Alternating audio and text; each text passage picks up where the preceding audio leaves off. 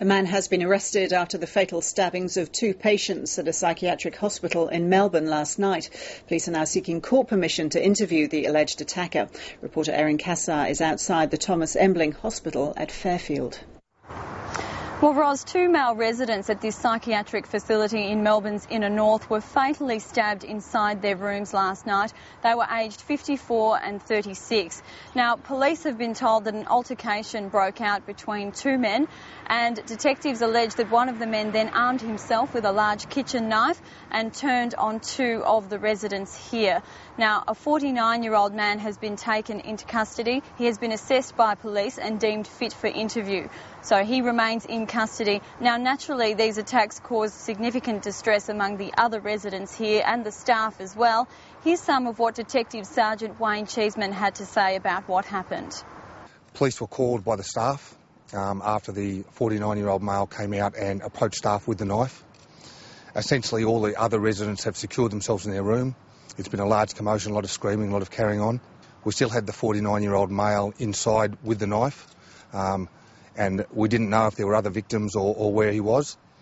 They've gone in and found the second victim, and he was still alive at that stage. They dragged him out of the secure compound.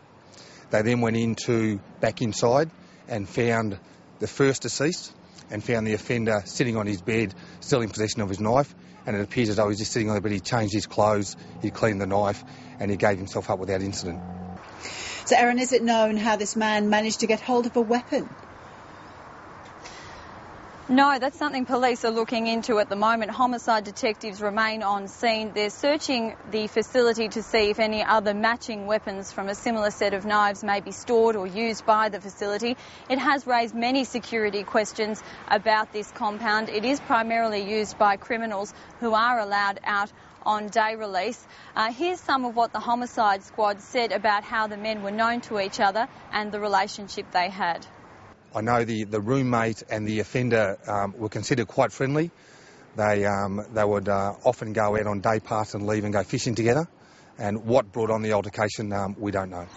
Now, Erin, there are already calls for a review of the security and also the type of patients treated at this facility. That's right, Ros. Both sides of the political divide were quick to move on this. The state opposition immediately called for an inquiry, and the Mental Health Minister, Lisa Neville, was quick to call for an investigation. She's made contact with Victoria's chief psychiatrist and urged her to carry out an independent investigation. Erin, thank you.